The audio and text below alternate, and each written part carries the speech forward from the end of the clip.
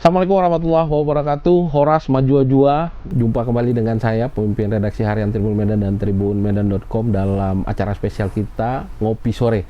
Ngopi Sore hari ini menghadirkan tamu istimewa. Beliau adalah Dr. Andus Nixon Sudungan Nababan, MSI. Beliau adalah mantan bupati 2 periode di Kabupaten Tapanuli Utara, Taput. Beliau sejak 2014 di periode pertama sampai 2019 dan di periode kedua 2019 sampai 2024 kemarin. Iya, betul. Beliau ini satu di antara tokoh yang hari ini tengah hangat dibahas di Sumatera Utara. Kita hadirkan kembali. Kemarin sempat ngopi sore juga ya kita, Bang ya. Waktu itu kita bahas tentang bagaimana persiapan legislatif. Memang beliau tidak sampai kemudian maju, belum waktunya tapi rupanya ada tiket yang mungkin beliau akan dapatkan mungkin di Pilkada Sumatera Utara. Nah, Tribunas sudah hadir di studio 1 Bang Nixon. Bang Nixon, bagaimana kabar hari ini? Sehat bro, ya, segar dan sudah mulai agak sedikit bisa santai ya Bang, setelah 10 tahun harus berpikir terus. Lah, Tribuners, nanti kita akan bahas bagaimana kemudian rekam jejak Bang Nixon sendiri di Tapanuli Utara dan di Sumatera Utara. Saya ingatkan untuk terus mengupdate informasi terkini lewat 2 platform kita. Ada harian Tribun Medan yang terbit setiap hari dan tribunmedan.com yang mengupdate informasi terkini seputar Medan, Sumatera Utara, nasional dan internasional.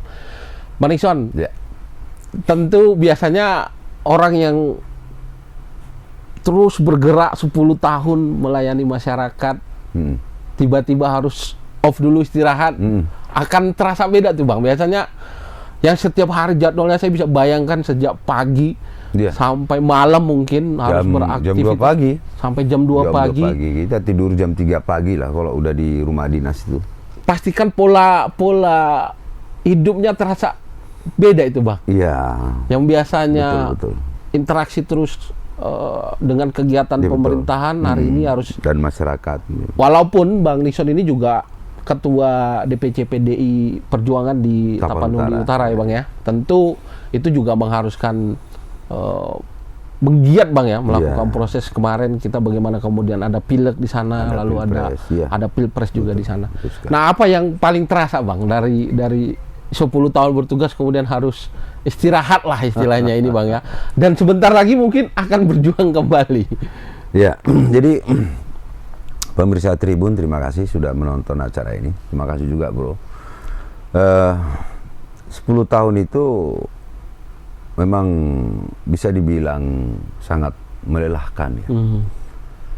Karena persoalan Taput itu kan tidak hanya di infrastruktur jalan jembatan. Semua sektor itu semua bisa dibilang itu harus kita pikirkan karena ada tali temali.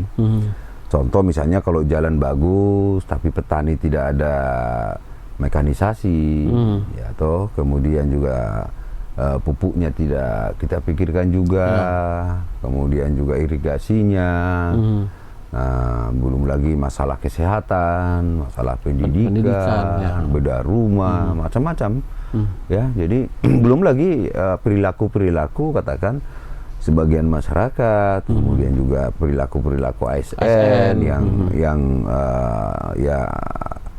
siap bos, siap Pak, tapi nggak dikerjakan. Dia tidak memahami, dia tidak mengerti, atau lebih parahnya tidak dikerjakan. Nah, ini sebuah persoalan yang di depan kita yang mesti kita pelan-pelan tuntaskan. Nggak bisa seperti membalikkan telapak tangan toh. Kita juga sadar diri kita, ya kita ini kan bukan malaikat gitu. Tapi pada intinya adalah di niat kita dulu, niat kita ngapain sih jadi bupati gitu ya. Terus tugas bupati apa, kan kira-kira begitu. Nah, itulah yang kemudian setiap detik, setiap menit, bahkan setiap hari yang selalu ada menjadi beban pikiran, ya. Dan juga harus, kan namanya masyarakat kan, rakyat sama seperti kita dulu kan. Kalau ada persoalan, ada masalah, mereka tahunya ya bereslah besok kan kira-kira begitu. Terkadang kan APBD kan kita udah closing, misalnya ada dana TT, dana tanggap darurat, dana dana cadangan atau apa untuk ini. Tapi itu juga terkadang udah cepat habis karena kan kita daerah pegunungan, rawan longsor, rawan ini ya kan, sering juga terjadi kebakaran. Nah, ya caranya bagaimana ya? Suka tidak suka mau nggak mau ya kita harus melakukan konsep gotong royong.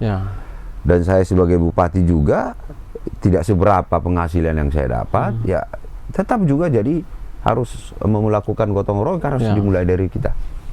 Nah, belum lagi kita ya harus membuat gadis-gadis kita ini jadi kompak, ada kepercayaan diri bahwa kalau saya sunat anggarannya, atau kalau saya kurangi anggarannya itu karena persoalan yang utama ini dan terutama ini yang harus kita selesaikan dulu.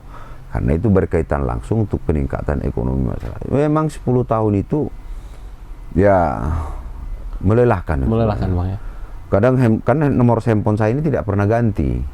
Nah, sebelum bupati sampai sekarang kan tetap itu. Sama ya Bang. Dan saya usahakan nggak pernah mati lah handphone ini. Karena masyarakat tahu itulah tempat mengadu mungkin Bang. Mengadu. Jadi medsos saya juga ya selain ada yang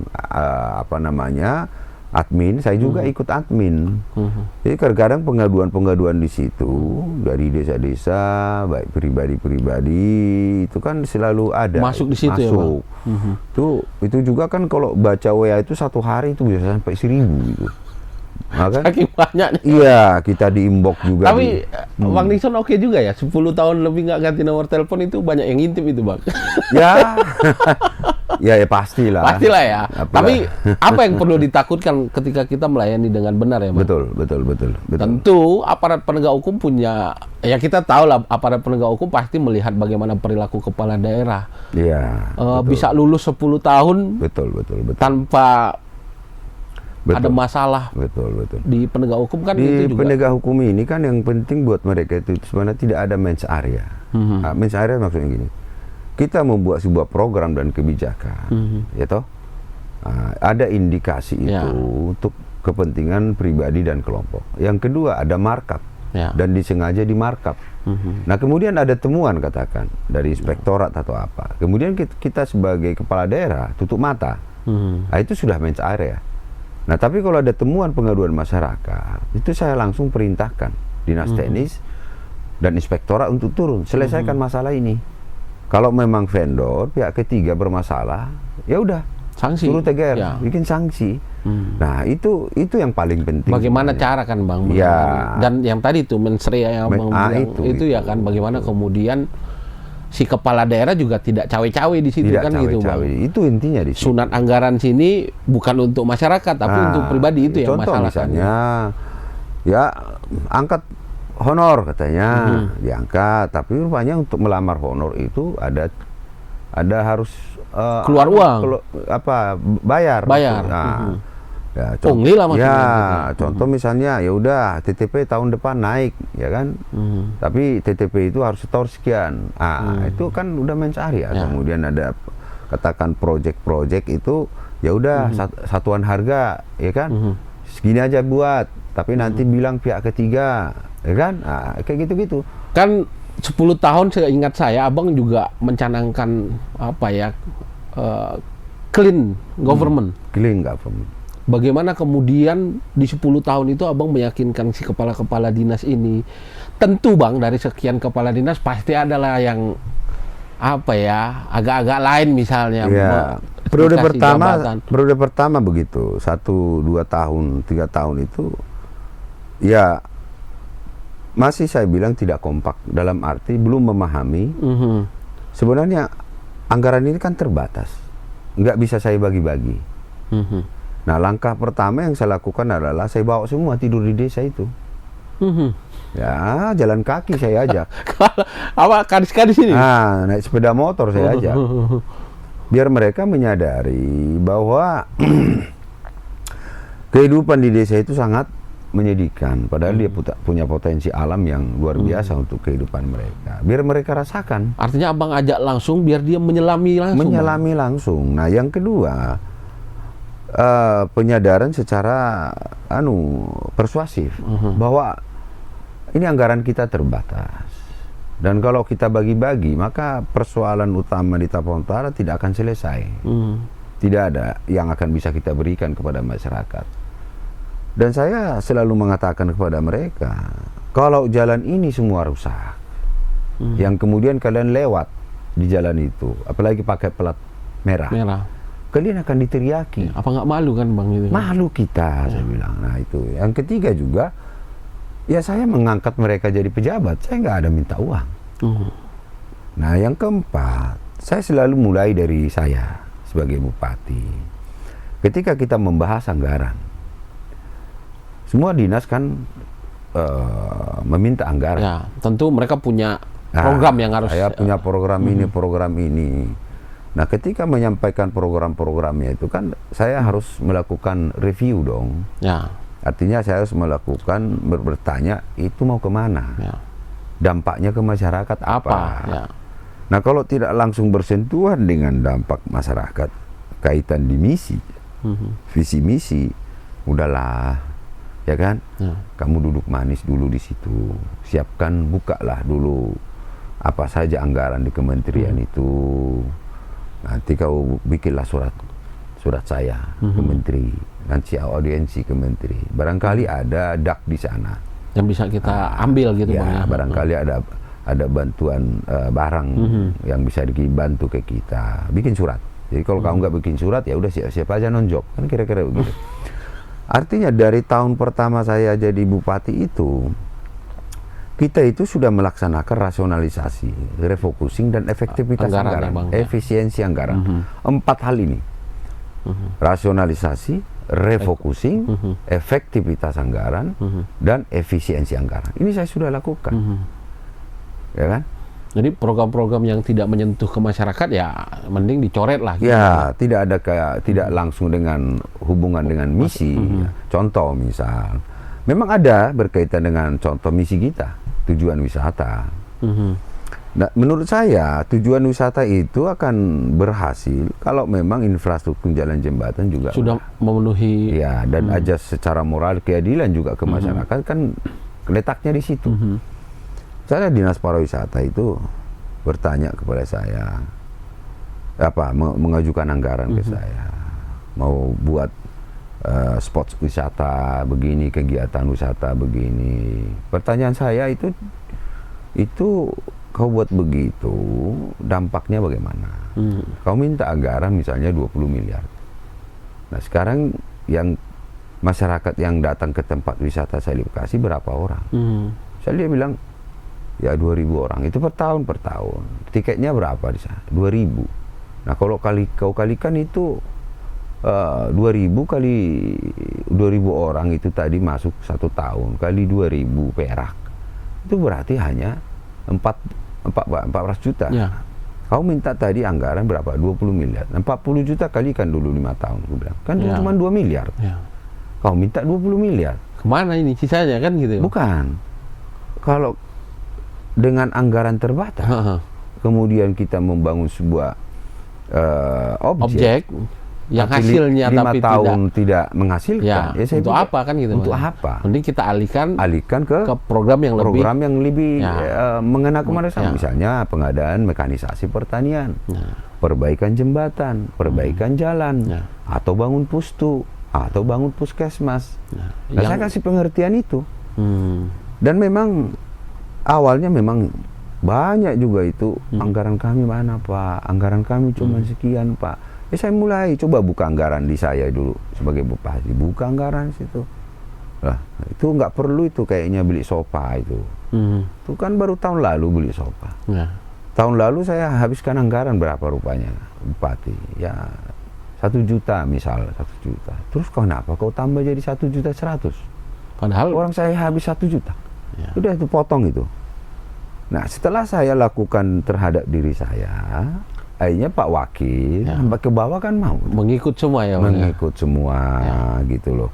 Akhirnya di periode kedua itu baru semua kompak dan ya terkadang bawa rombongan lagi tuh setelah jalan bagus, setelah jalan mantap, masuk dulu yang semua jalan rusak, saya bawa rombongan. Akhirnya, wah Pak enak kali rupanya Pak ya.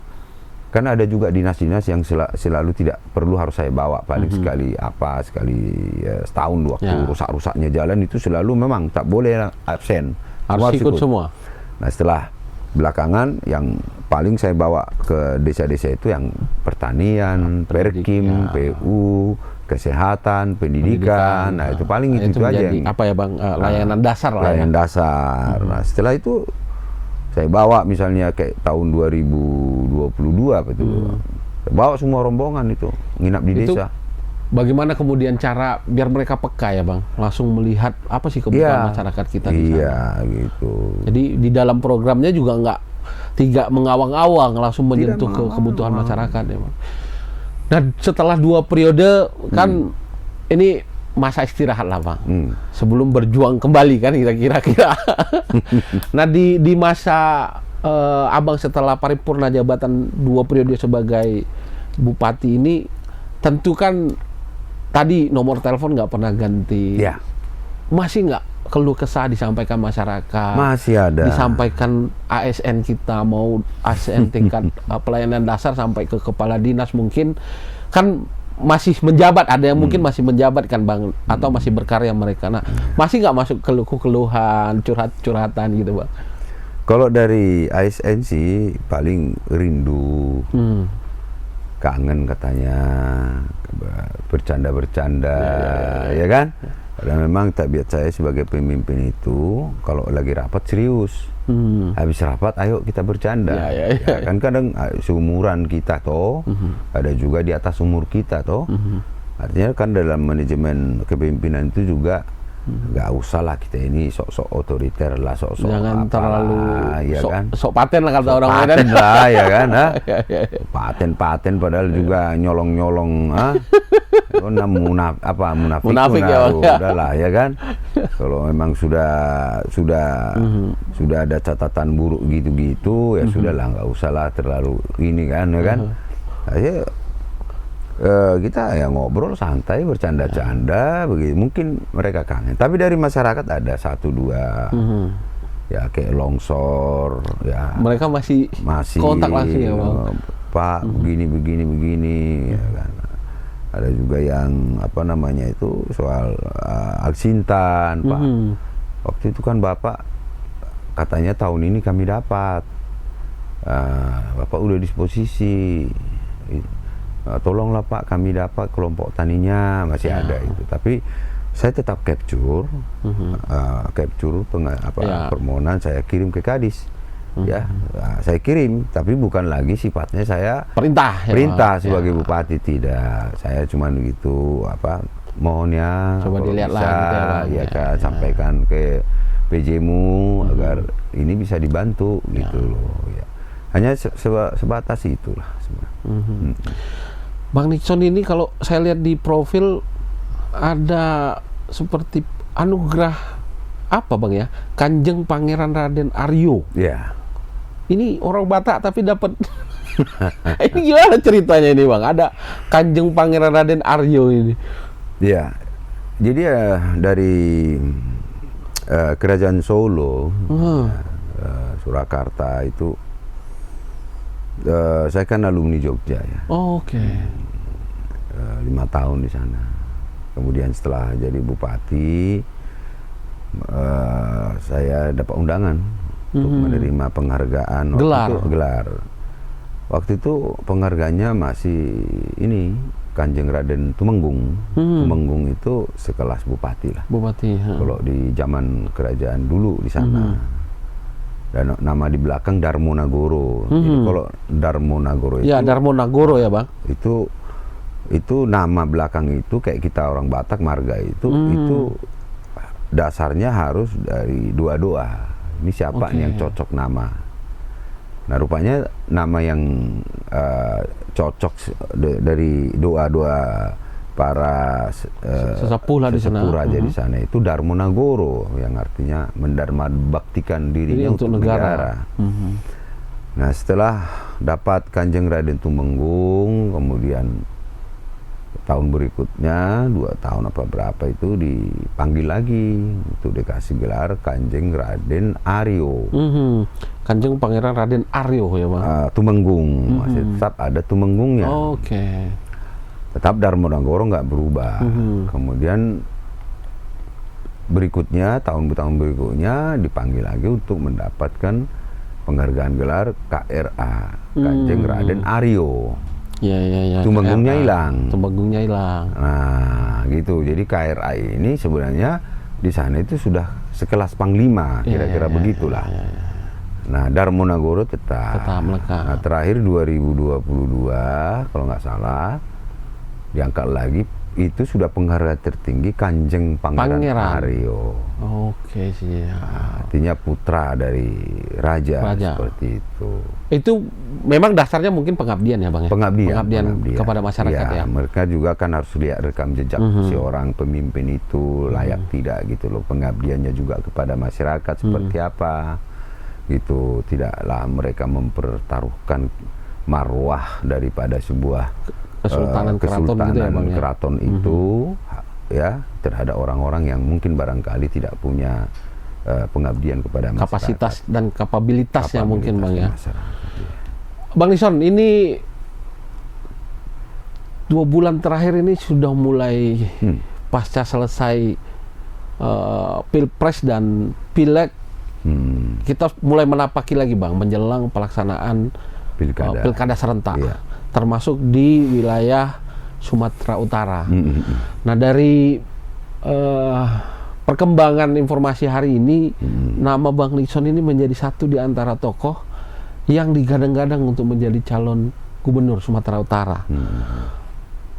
Kemarin partai sudah melakukan proses pendaftaran ya Bang? Iya. Mungkin bisa diupdate Bang, Abang sudah melakukan proses pendaftaran itukah ke partai Abang sendiri atau ke partai lain? Sudah, kalau salah itu yang pertama mendaftar dan mengembalikan formulir ke DPD itu saya, ya. Saya sudah mendaftar dan sudah mengembalikan formulir. Kemudian minggu lalu itu saya diundang oleh Nasdem untuk mendaftar, kemudian diundang oleh PKB juga untuk mendaftar. Nah, besok ini rencana P3 mengundang saya mendaftar, ya. Berarti dari PDIP sudah Abang terdaftar di situ, Nasdem, PKB, ya. Dan berikutnya besok Nasdem. Mudah-mudahan tidak ada halangan. Ini naik kelas ini Bang. 2 periode di Bupati, Abang akan naik ini ke gubernur.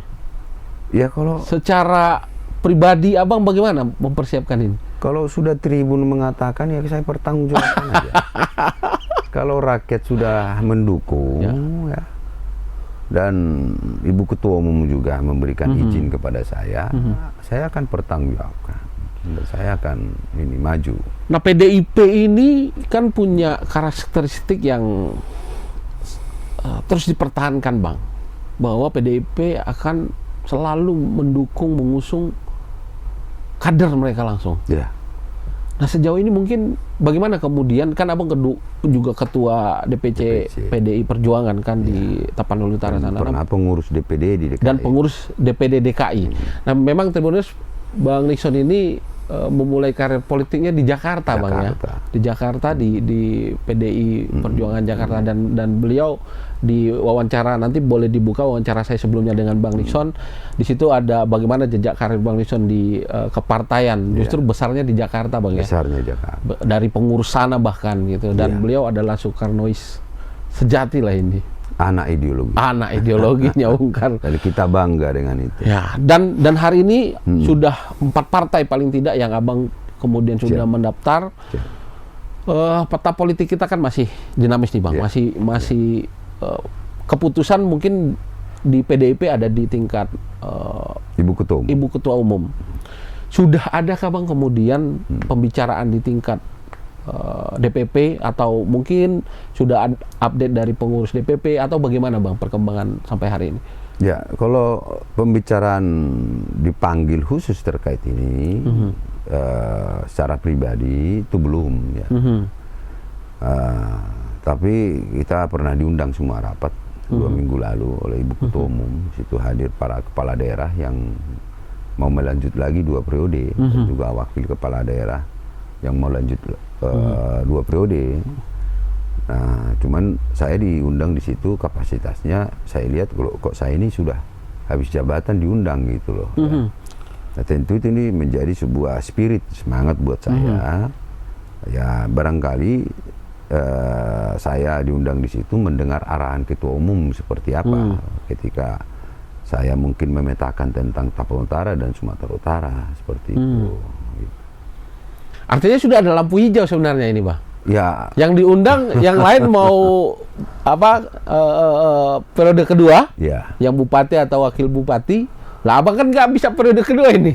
Artinya mungkin DPP melihat ini ada peluang abang untuk di Gubernur Sumatera Utara. Ya mudah-mudahan seperti itu, harapan kita juga seperti itu.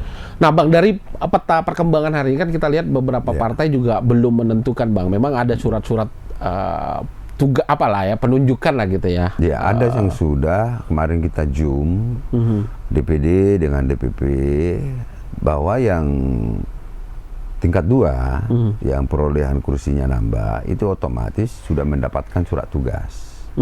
Surat tugas ya, belum rekomendasi. Tapi khusus yang belum nambah, yang tidak nambah kursi malah berkurang, contoh itu masih akan dibahas lagi. Bagaimana popularitas, elektabilitas, dan bagaimana kemungkinan koalisi dengan partai lain, ya kan? Atau barangkali bagaimana paket-paket di situ, wakil dan siapa jadi bupati atau wali kota, siapa atau wakil. Nah khusus tingkat provinsi itu setelah selesai pembahasan di tingkat 2 baru akan dibahas nanti untuk provinsi gitu. Jadi mudah-mudahan ya PDI Perjuangan tidak lagi selalu last minute.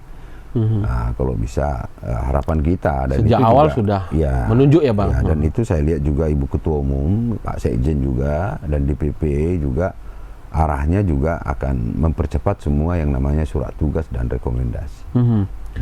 PDIP sendiri kemarin saya lihat ada beberapa yang juga mendaftar bang. Satu diantaranya petahana, Pak Edi Ramayadi. Saya lihat juga ke DPD kemarin mendaftar untuk menggunakan perahu PDIP. Nah, kan bisa banyak kemungkinan bang, karena keputusan nanti mungkin ada di Ibu Ketua Umum, Ibu Megawati Soekarno Putri nanti yang akan memutuskan siapa yang akan kemudian mendapatkan mandat untuk menjadi calon kepala daerah.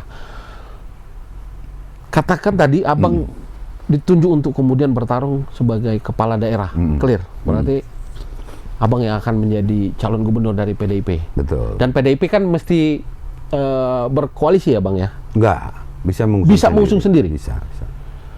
Katakan tadi abang sudah bisa, tapi mungkin ada keputusan lain, ada figur lain yang abang kemudian akan diduetkan dengan figur ini.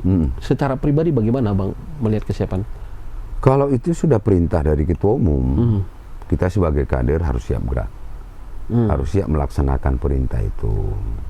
Ya paling kita ini meminta satu hal aja, visi misi kita, ya kalau bisa kita visi misi yang membuat visi misi, karena kan itu visi misi kan yang mestinya PDIP bisa sendirian, harusnya kita yang atur visi misi ya gitu ya maksudnya bang ya. Ya kalau memang perintah Ketua Umum saya harus jadi paket gitu ya.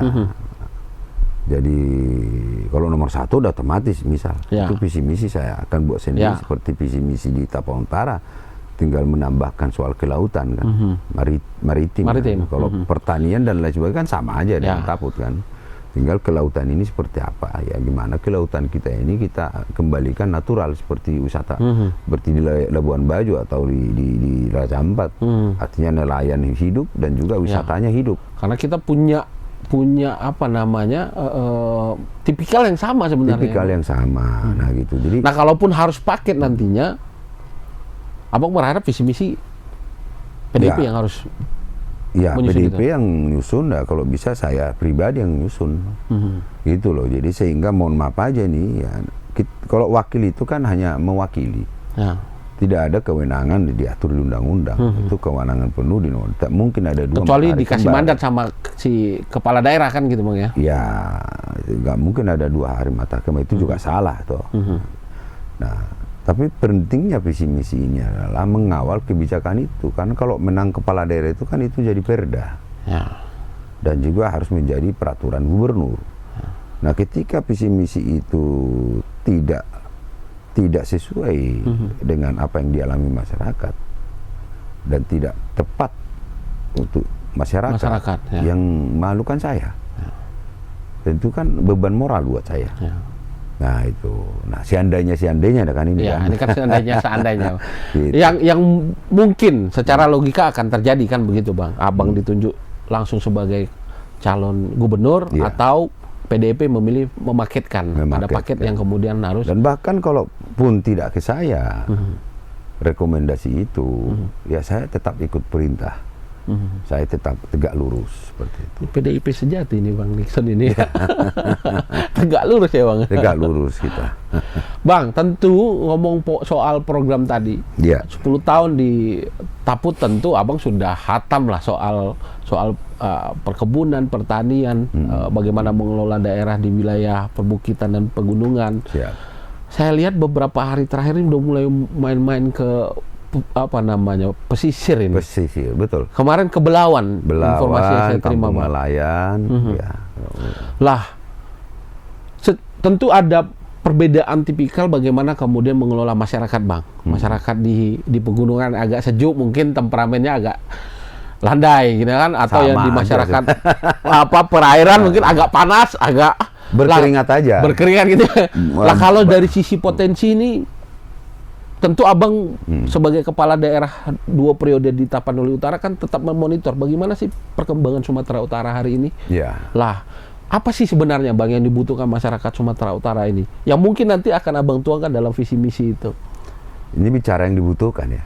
Kalau bicara yang dibutuhkan tentu pelayanan.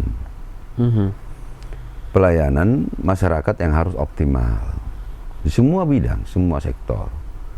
Bagaimana kita menjadi sebuah leader bagi bupati dan wali kota dan kepala desa menjadi sebuah contoh agar mereka juga melakukan hal yang sama seperti yang kita arahkan dan kita jalankan selama ini melayani masyarakat. Ada memang banyak begitu ya, karena bupati wali kota dipilih rakyat, diundang gubernur, barangkali dia jarang datang atau mungkin alasan visinya tidak cocok dengan gubernurnya sehingga malas mungkin barang. Ada juga berbagai macam-macam. Nah, saya juga di Tapang Utara kan kepala desa dipilih rakyat. Nah, artinya ketika kita tidak bisa menjadi leader buat kepala desa, dia memohonkan sesuatu tapi kita tidak bisa eksekusi atau tidak menjadi skala prioritas untuk di APBD kita, ya bagaimana mungkin dia percaya sama kita? Kita undang rapat pun dia tak datang-datang itu. Ya. Kita datang ke desanya pun, nah sudahlah, datang ke desa ini nyusahin aja. Ya. Wong juga nanti sudah saya lapor ini jembatan rusak, jalan rusak, nggak ditepati juganya. Nah, ini kembali kepada masalah bagaimana semua kepala daerah itu ada kepercayaannya terhadap pemimpinnya. Ya caranya bagaimana? Ya kita turun atau setiap kepala daerah tingkat 2 kalau memang bertamu dan memohonkan sesuatu kepada kita, ya apapun caranya harus kita bantu, harus kita eksekusi. Nah tentu kan ini kembali kepada anggaran. Sanggup enggak anggaran kita? Saya pikir sanggup. Sanggup, yang penting kita tadi skala prioritas itu harus kita tentukan dulu gitu loh, ya kan?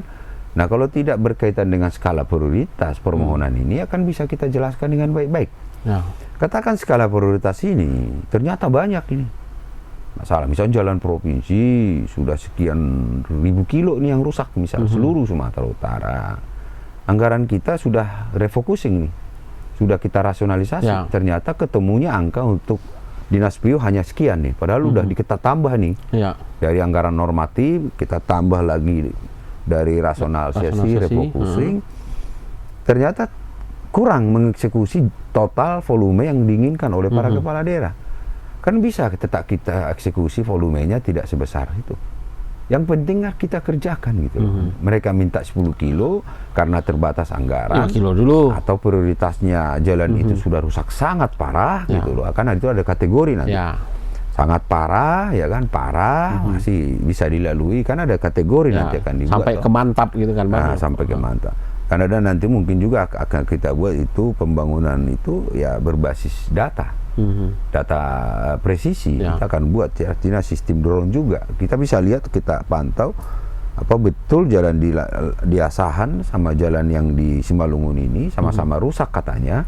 Apa mana yang harus lebih apa kan dari kita dulukan ya dari drone kelihatan ya, itu kan panjangnya ininya segala kan. Nah tentu yang penting adalah kita tetap harus lakukan, minta 10 kilo karena anggaran harus kita bagi juga jalan rusak di sana kemari. Ya udah kerjakan dulu 2-3 kilo. Nanti tahun depan kerjakan lagi. Yang penting keluhan-keluhan, masalah-masalah itu harus kita selesaikan. Dan saya pikir juga ada kan yang di undang-undang juga pelimpahan kewenangan. Walaupun di undang-undang baru ada itu kewenangan penuh di gubernur. Tetapi saya pikir juga harus ada kita delivery sajalah ke daerah. Izin-izin kayak UMKM itu ngapain lagi harus ke kantor gubernur? Udahlah, buat surat gubernur atau instruksi gubernur atau perda provinsi bahwa itu dilimpahkan kepada kabupaten bupati wali kota biar cepat dia di sana. Karena dan mereka yang tahu persis mungkin Bang ya. Dan mereka juga harga dirinya di masyarakat bagus dong ya kan. Apalagi kan Medan ini di ujung Sumatera Utara. Orang Madinah kalau rapat ke sini kan 14 jam. Jauh sekali ya Bang. Nah, kepala sekolah SMA barangkali se Sumatera Utara. Ya toh? Kalau rapat bayangkan dari Nias. Karena kewenangannya ada di provinsi tadi kan Bang. Naik pesawat lagi dia ke Nias toh. Nah, biayanya biaya besar ya Bang. Biaya besar, harus nginap. Dari mana duitnya? Barangkali ini juga harus kita delivery kepada kabupaten wali kota. Dikembalikan seperti dulu mungkin ya, supaya rentang organisasi juga pelayanan juga lebih dekat. Namanya pelimpahan kewenangan. Tetapi kita istilahnya harus mungkin ada satu parameter kewenangan itu juga jangan sampai melanggar aturan di atas. Apa itu? Misalnya ada persetujuan dari seorang gubernur gitu ya. Ketika sudah diseleksi oleh bupati wali kota. Karena mereka yang tahu daerah itu dan mereka yang harus kembali sidak atau apapun itu di SMA, SMP sampai ke bawah itu biar jenjangnya jelas gitu kan. Ya barangkali hanya sebatas pemberitahuan. Ya toh? Nah, jadi ada hal-hal yang harus kita lakukan seperti itu. Ya. Ke depan. Terlebih juga kita Sumatera Utara punya potensi yang luar biasa Bang ya. Potensi bahari mungkin, pariwisata. Kan Abang sudah mulai menjajaki beberapa wilayah kan sudah mulai melihat mungkin Bang ya. Apa sih potensi-potensi yang bisa kita kembangkan di Sumatera Utara? Ini kan kalau dulu itu kan Sumatera Utara ini selalu saya sampaikan sambil ini sebenarnya sebagai sebuah apa ya bisa dibilang gambaran umum ya, namanya gambaran umum gitu ya. 90 tahunan ke bawah itu kan saya bukan mau jadi fokus sepak bola bukan. Tapi gambaran umum saja, berarti ini segala sektor kira-kira begitu ya. Kalau itu di liga-liga utama itu atau PON itu pasti itu selalu 4 besar itu kan ada PSMS tuh. Kalau enggak Persija, Persebaya, Persib pasti PSMS. Ini kan gambaran umum ini kan udah nggak tahu di mana ini sekarang PSMS. Kira-kira begitu. Entah kemana PSMS kita ya. Artinya bukan saya mau fokus nanti PSMS harus. Tapi itu satu indikator lah ya. Satu indikator, gambar umum ya. Bagaimana persaingan kita dengan provinsi lain? Dulunya persaingan kita dengan provinsi lain berarti kuat. Nah, persoalannya sekarang ini dengan potensi empat besar kita di Indonesia kan. Dari jumlah penduduk, luas wilayah ya. Kita di mana posisinya sekarang? Mestinya di 4 besar itu dong, di semua sektor. Nah tentu dulunya kenapa bisa? Kenapa sekarang nggak bisa? Tidak, gitu ya. Nah ini kan ada beberapa hal yang sebenarnya yang harus segera kita petakan lagi. Nah masalah pertanian, Ya, kalau soal pelayanan umum udah pastilah apa yang kita kerjakan dulu itu masalah pertanian. Seperti Karo kan, Karo itu kan daerah panas ya, beberapa titik dia hortikultura, tapi agak panas sudah di sana. Berarti kan tidak mungkin lagi di sana hortikultura itu jual langsung, butuh cold storage di sana. Ya. Mungkin kalau di daerah Tapanuli Utara ya tidak butuh-butuh amat dulu cold storage. Karena masih dingin, ya, Bang? kan kira-kira begitu. Nah kemudian juga jaminan-jaminan harga. Ya. Nah di sektor kelautan yang paling utama, kita sebenarnya punya panjang laut kita ini ya termasuk terbesar. Ya. Sangat besar. Kalau kita lihat sebenarnya di Nias itu kurang apa sih Nias gitu ya. Ombaknya besar. Orang bule sekarang berselancar ke Nias, Bang. Ya, tapi bagaimana mengoptimalkannya ya toh sehingga tidak lagi ke daerah lain katakan kan. Nah, kemudian Tapteng dengan pulau-pulaunya itu kan mirip-mirip Raja Ampat itu. Raja Ampat ya, betul, Bang. Kemudian pesisir timur ini kan. Ini kan sebenarnya seperti mirip-mirip Labuan Bajo juga kan, snorkeling gitu. Tapi persoalannya adalah pantai yang sudah rusak. Terumbu karang, ya toh. Nah, kemudian juga mangrove,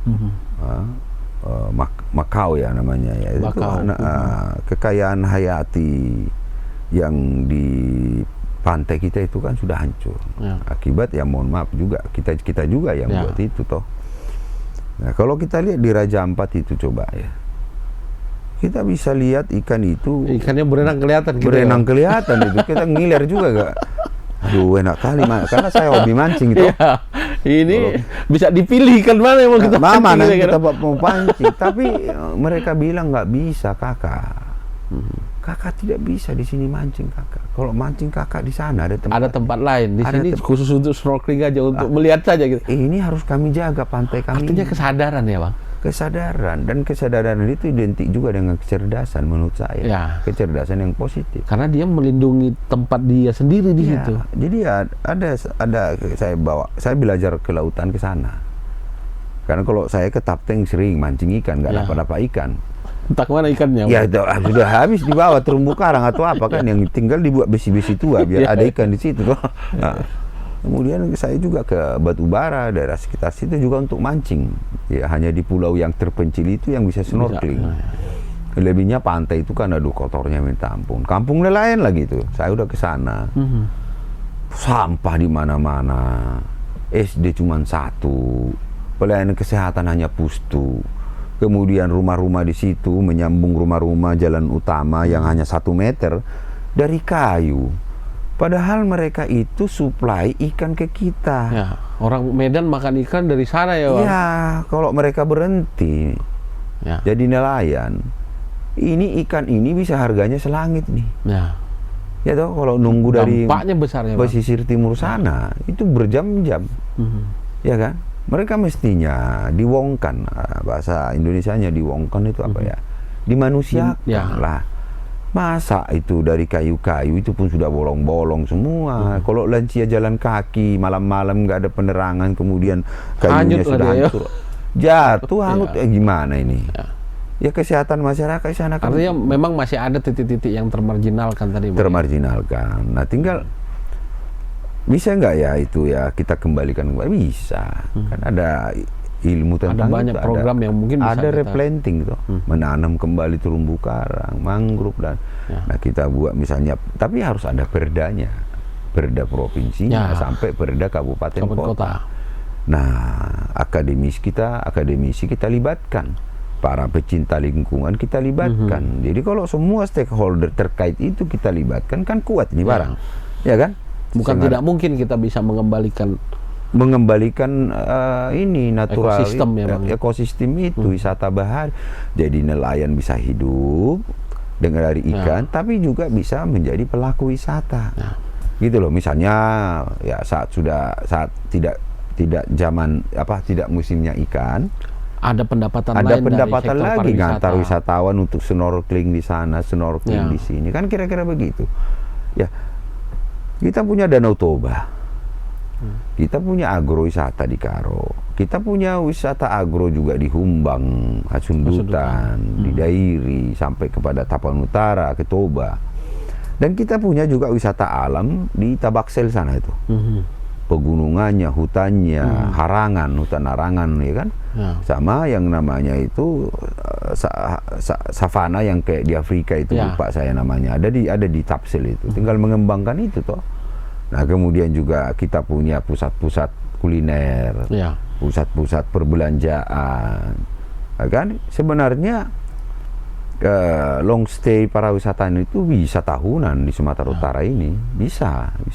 Budaya kita juga sebenarnya saya pikir hanya di suara saja kencang-kencang, tapi hatinya kan lembut rinto gitu kan.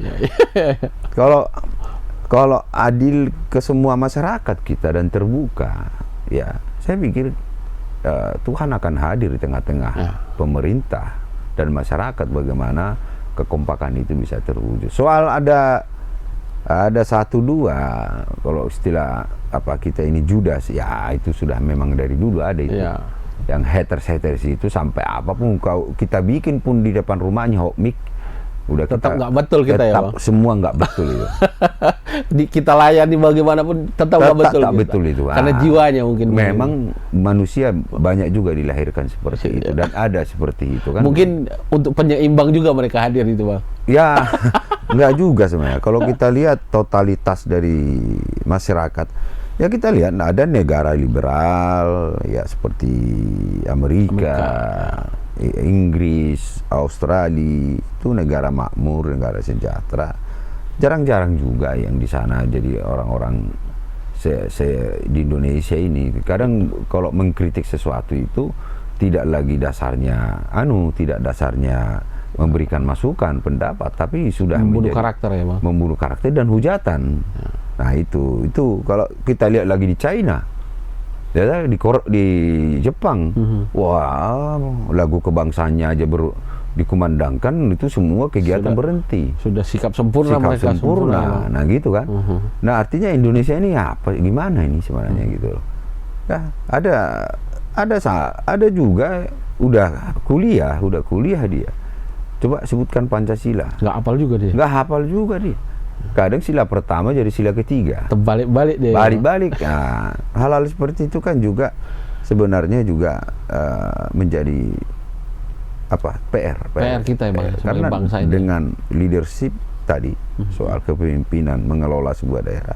Yang kedua mentality dari mata. Saya sering dulu waktu bupati, misalnya ada acara olahraga gitu kan. Acara olahraga menyanyikan lagu Indonesia Raya gitu kan. Ada yang duduk tuh. Ya kan?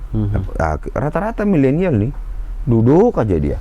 Nggak mau berdiri. Sikapnya, ya. Nah, hadirin yang terhormat, kami mohon berdiri. Nggak mau berdiri. Nah, padahal udah hidup nih musik. Saya suruh berhenti tuh. Berhenti. Coba yang sana berdiri semua, berdiri.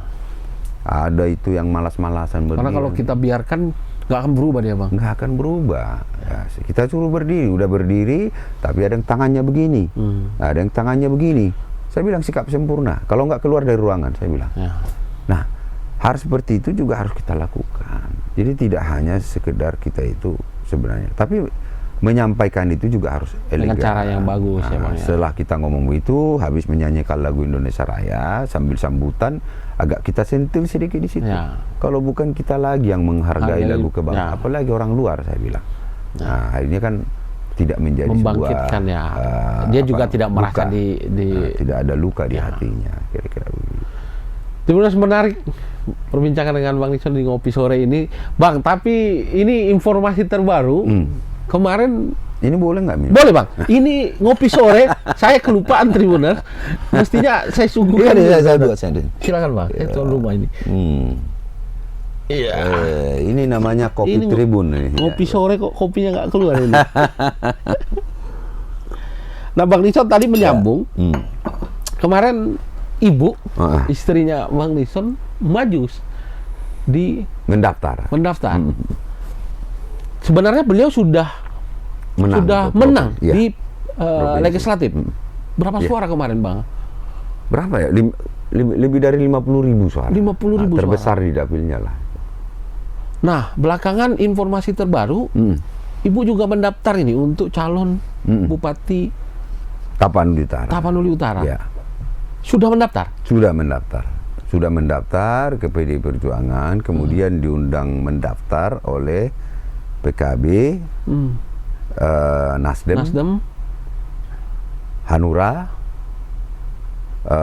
ya sudah diundang mendaftar ke sana istri saya. Ini abang yang perintahkan untuk beliau jadi bupati atau cuman? Enggak. Saya sebenarnya pinginnya anak-anak kan kelas 6. Ya kan beliau sudah menang kan bang di pileg? Menang. Apakah partai yang kemudian meminta beliau untuk Nyalek. Nyalek dan kemudian maju ke Pilgub? Iya. Pilbub. Dulu Nyalek partai yang memerintahkan untuk Nyalek ya. Untuk Pilbub juga partai yang memerintahkan. Seperti itu. Ya kita sebagai petugas partai kan harus siap gerak. Nah kalau memang rakyat nanti kan ini kembali kepada rakyat. Ya toh. Maju apa tidaknya itu tergantung partai. Tapi menang tidaknya kan tergantung rakyat. Ya.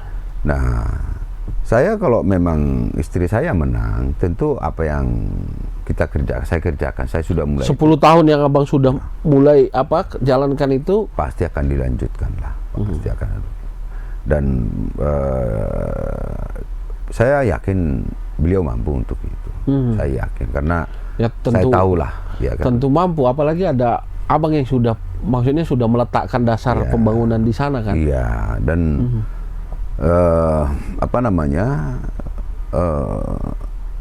penuh dengan kreativitas, cara berpikir penuh. Dan mungkin 10 tahun mendampingi abang waktu menjadi bupati, beliau tahu betul lah ya bagaimana kemudian tahu betul, dan bahkan daerah.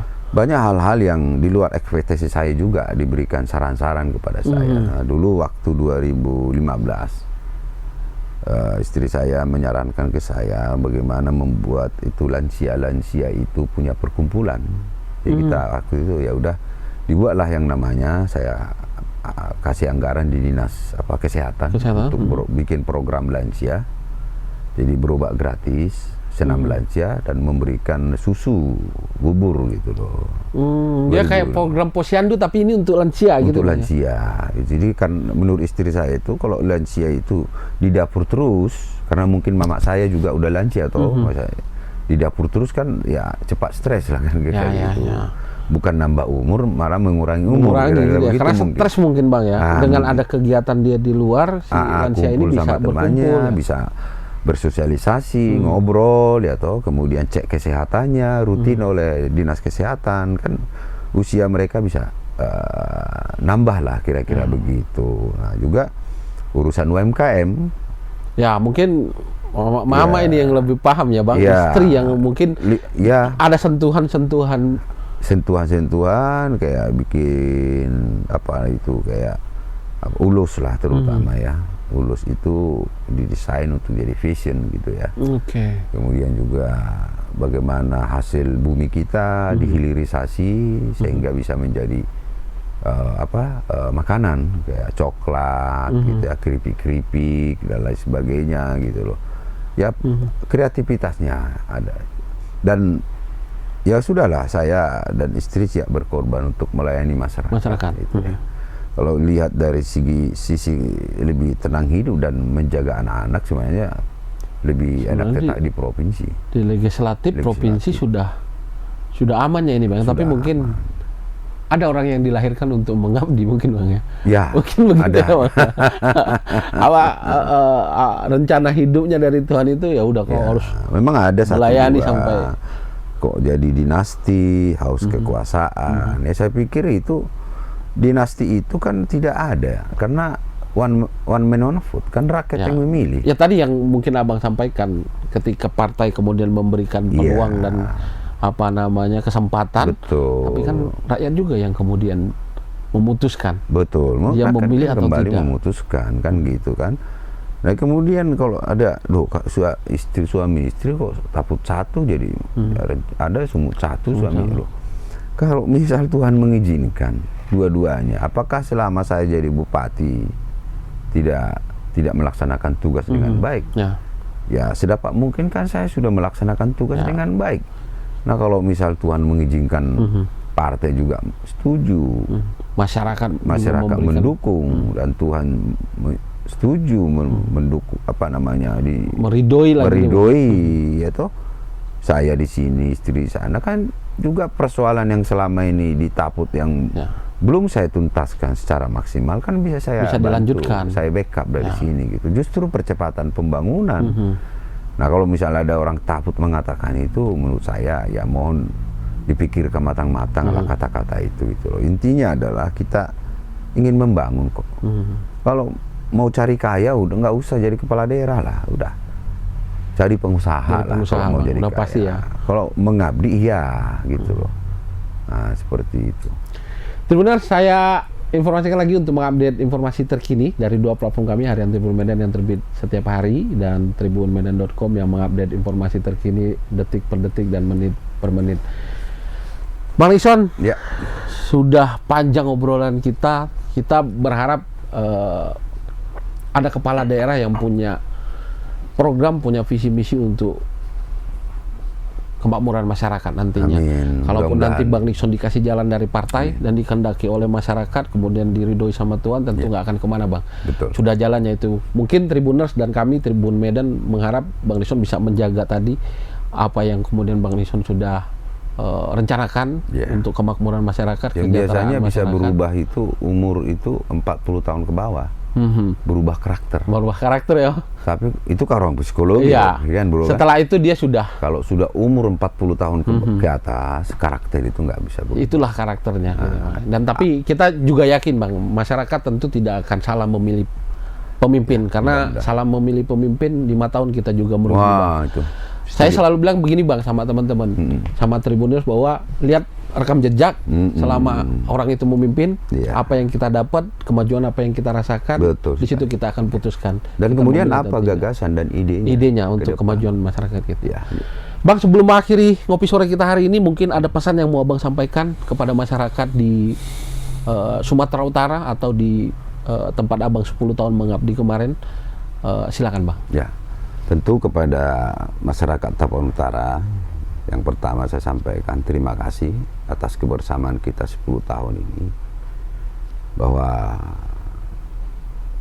saya sudah bekerja maksimal dan bisa melakukan tugas-tugas yang saya sampaikan dan saya juga sudah gariskan di visi misi.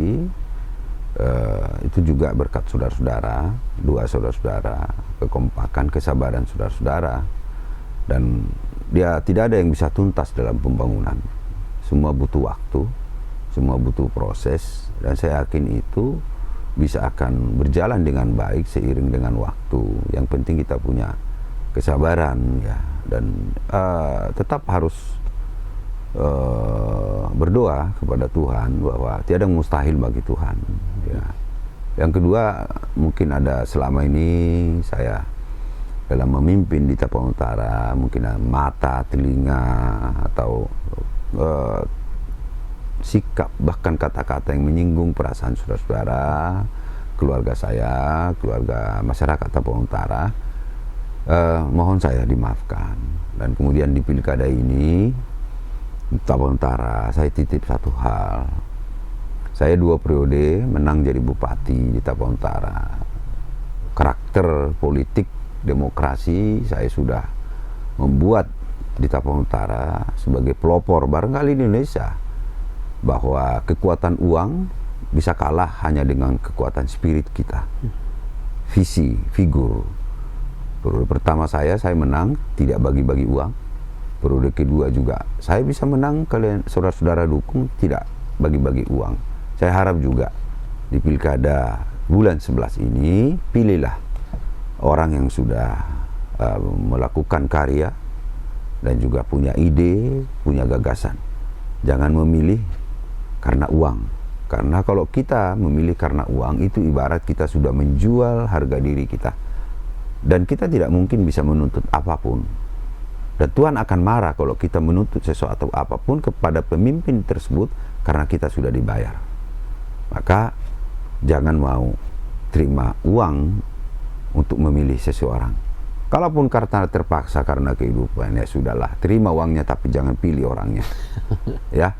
selalu Tapanuli Utara harus menjadi selalu pelopor dalam demokrasi. Pemimpin kita pilih sekali lagi karena apa yang dikerjakannya dan apa yang akan dikerjakannya. Ya, jangan lihat agamanya apa, jangan lihat marganya apa, jangan lihat juga gendernya apa. Itu zaman dulu. Sekarang zamannya sekarang.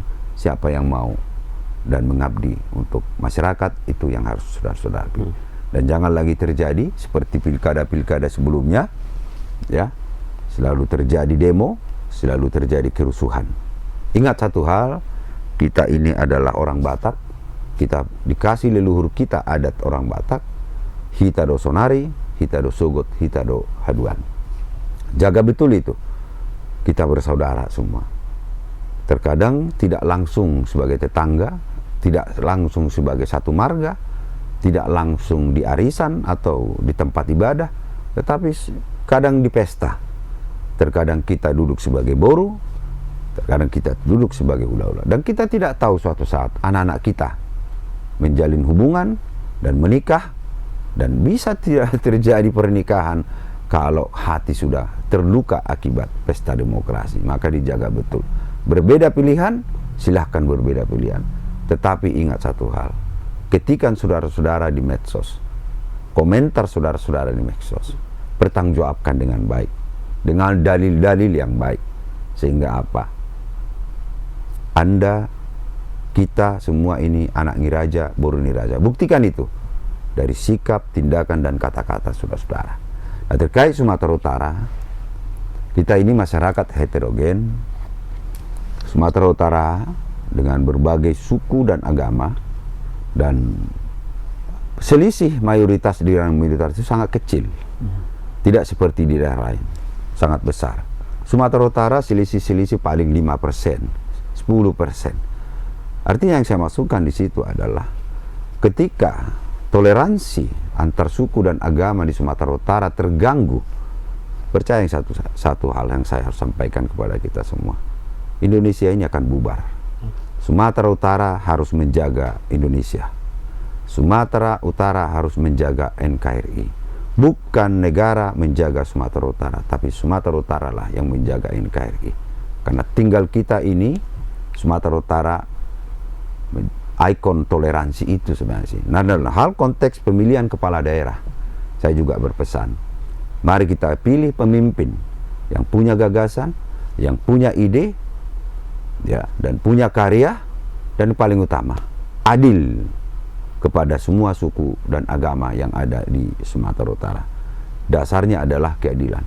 Kalau kita sudah adil, maka masyarakat akan senang dan tidak mau terprovokasi untuk melakukan hal-hal yang tidak diinginkan oleh negara. Terima kasih. Mungkin itu yang mau saya sampaikan sebagai himbauan. Baik, terima kasih Bang Nixon sudah hadir di Studio 1 Tribun Medan. Berjumpa lagi di lain waktu. Tribuners, terima kasih sudah menyaksikan Ngopi Sore edisi hari ini. Kita jumpa di Ngopi Sore berikutnya. Bang Nixon, terima kasih. Terima kasih. Tribuners, dalam Ngopi Sore spesial dengan Bang Nixon Nababan tadi, saya juga kehadiran satu di antara tokoh agama dari Tapanuli Utara. Beliau adalah Ustaz Abdurrahman Sitompul. Beliau adalah Ketua Al-Wasliyah di Tapanuli Utara. Assalamualaikum Pak Ustadz. Waalaikumsalam. Bagaimana kabar hari ini? Alhamdulillah, sehat Abang Anda. Pak Ustadz, ini Tapanuli Utara dan beberapa kabupaten termasuk Provinsi Sumatera Utara sedang memilih pemimpin, mencari figur terbaik. Nah, tentu tadi sama Bang Nixon, beliau sudah 10 tahun lah memimpin di sana. Dan periodenya sudah habis, nggak mungkin lagi mau maju ke periode ketiga. Kayaknya beliau akan naik ke Provinsi Sumatera Utara. Nah, mungkin bagaimana kemudian di Tapanuli Utara 10 tahun Bang Nixon Nababan memimpin, tadi ada pesan-pesan juga bahwa Tapun itu menjadi satu di antara daerah yang plural masyarakatnya, saling gotong royong dan harmonis. Nah, Pak Ustadz melihat bagaimana kemudian selama Pak Nixon kemudian menjabat sebagai Bupati di Tapanuli Utara. Baik. Yang pertama, sosok Nixon Nababan selama kami lihat bagaimana kepemimpinan beliau lah. Yang pertama, beliau senantiasa menyampaikan, dan memang kita alami itu terjadi di lapangan, bahwa beliau senantiasa mengatakan bahwa Tapanuli Utara ini adalah miniaturnya Pancasila. Dan sejauh ini kita tidak pernah menemukan kata mayoritas, minoritas. Ini kalau dari sisi sosialnya lah kita yang melihatkan, karena bagaimanapun jujurnya kita ini kan hari-hari bersinggungan dengan masyarakat, bersinggungan dengan dinamika sosial di masyarakat. Tidak ada pernah kita dengar ungkapan-ungkapan kamu mayoritas, kami minoritas, tidak. Semangat gotong royong, apalagi sesama orang Batak ini adalah landasan namanya Dalihan Natuli itu, Bang. Jadi menjadi sebuah hasanah ini bagi kami, kekuatan bagi kami untuk memperkuat ukhuwah kalau bahasa agamanya kan. Memperkuat ukhuwah, menjadi ikatan batin bagi kami. Bagaimana kita disebut dalam falsafah orang Batak itu selalu disebutkan, dalam falsafah Dalihan Natuli itu disebutkan soba merhula-hula, manak merdongat tubuh, elek merboru. Ini menjadi kekuatan, menjadi spirit nih, menjadi pemersatu. Kalau dalam bahasa agamanya menjadi kekuatan ukhuwah bagi kami. Sehingga gesekan-gesekan sosial mau seberapa kuat pun mungkin pihak-pihak tertentu mau mencoba ya kan. Alhamdulillah sampai hari ini mungkin tidak akan pernah berhasil lah kalau untuk di Tapanuli Utara.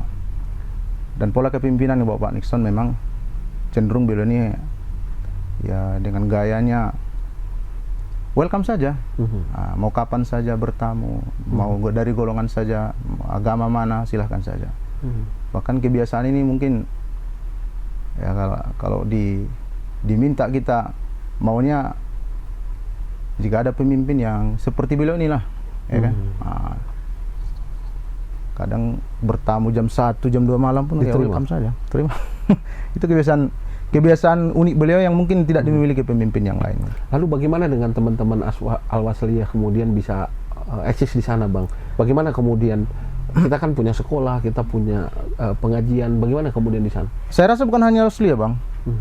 Hampir seluruh ormas Islam yang ada di Tapanuli Utara itu merasakan kehadiran pemerintah. Mau dari kawan kita NU, yang Muhammadiyah, begitu juga yang rumah besar kita, tenda besar kita, Majelis Ulama Indonesia. Pak Ustadz sendiri di pengurusan MUI ya, Pak Ustadz? Ya, saya di sekretaris komisi dakwah dan di komisi ukhuwah. Artinya tidak ada yang mayoritas, tidak ada yang minoritas, semua punya hak sama untuk menjalankan ibadah, kesempatan yang sama, begitu ya Pak Ustadz? Pemerintah hadir secara adil. Contohnya dalam apa nih ya, belakangan ini kita kenal ada namanya dana hibah ya. Dana hibah bukan berarti gereja lebih besar, masjid semua dapat. Ya, semua dapat. Bukan berarti ormas yang mayoritas lebih dibesarkan anggarannya, tidak. Pemerintah hadir melalui program itu merata. Benar-benar menerapkan di mana pemerintah hadir untuk mengayomi, melindungi itu benar-benar kita rasakan masyarakatnya. Pak Ustadz, kemudian masyarakat Tapanuli Utara akan kemudian memilih pemimpin yang baru karena Pak Nixon sudah paripurna, sudah 2 periode menjabat di sana. Mungkin Pak Ustadz punya masukan untuk masyarakat kita, bagaimana kemudian ikut menjaga ini dengan memilih figur yang seperti apa, Pak Ustadz? Sama saja mungkin semua, Bang. Kita semua punya pandangan yang sama mengenai kepemimpinan ini, karena dalam Islam juga memang kita ini salah satu tugas tentang menjadi khalifah, menjadi pemimpin. Yang pertama tentu kita lihat calon yang maju ini kedekatannya ya, mungkin kedekatannya dengan masyarakat melalui karya-karyanya, kemudian ide dan gagasannya. Nah, sudah cukup-cukup lah mungkin kita kenal istilah membeli kucing dalam karung itu. Nah, sudah tampak jelas.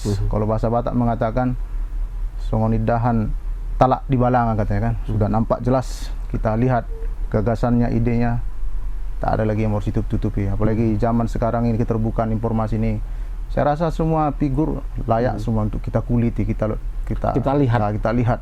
Nah, bagaimana kualitasnya gitu ya, Pak Ustadz? Kualitasnya.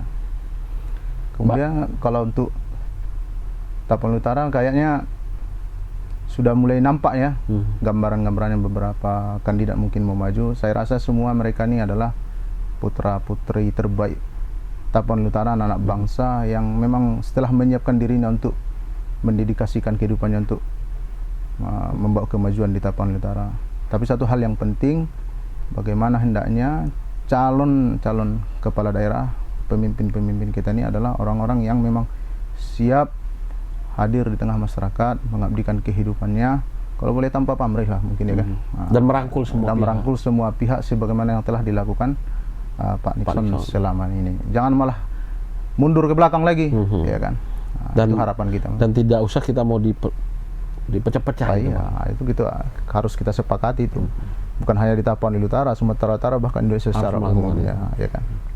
Saya rasa filsafat Batak yang mengedepankan dalihan natuli tadi ya perlu juga diterapkan mau dimanapun ya kan. Enggak masanya lagi kita ya kan melihat karena ya ismenya, marganya, golongannya ya kan. Saya rasa hari ini kita disuguhkan dengan calon-calon pemimpin yang memang punya dedikasi prestasi yang sudah kita lihat jelas dalam pandangan mata kita. Baik, Tribunas, Pak Ustadz, terima kasih atas kesediaannya hadir di Studio Tribun Medan. Mudah-mudahan Tapanuli Utara mendapatkan pemimpin yang amanah. Amin. Kemudian tadi juga bisa merangkul semua pihak agar tidak ada satu golongan yang kemudian lebih baik dibanding golongan yang lain dalam menerima pelayanan dari pemerintah. Dan kalau boleh kita berharap Tapanuli menjadi contoh nih, menjadi pilot project penerapan toleransi beragama, ya kan? Termasuk desa saya itu saya tinggal di sebuah desa yang bernama Desa Setulubahal di sebuah kecamatan bernama Kecamatan Purbatua. Tahun kemarin desa kita ini terpilih menjadi desa penerapan moderasi beragama oleh Kementerian Agama. Kementerian kita juga menjadi desa binaan kita itu, desa kita itu yang kita ada satu masjid ya dengan 7 gereja di dalamnya. Ya kita baik-baik saja. Alhamdulillah. Dan semua bisa menjalankan ibadahnya dengan baik. Iya, termasuk tetangga-tetangga kita. Alhamdulillah Pak Nixon sudah pernah hadir. Ibu PKK juga di zaman Pak Nixon, Bu Satika sudah pernah hadir di halaman masjid kita waktu pelayan Isra Mi'raj. Nah, termasuk juga Ustadz Didi Iskandar Batubara hari itu menjadi penceramah hadir di tempat kita itu. Dan tetangga-tetangga kita itu bukan saudara saya yang muslim semua, depan masjid, belakang masjid. Ya benar-benar sebuah kehidupan yang harmoni, yang indah itu benar-benar terjadi lah. Insya Allah ke depan semuanya akan kita pelihara, kita jaga dan kita tingkatkan, khususnya dengan kehadiran pemimpin-pemimpin yang memang bisa mendatangkan kesejukan lah mungkin. Itu harapannya. Baik Pak Ustadz, terima kasih sekali lagi sudah hadir. Assalamualaikum warahmatullahi wabarakatuh. Waalaikumsalam warahmatullahi wabarakatuh.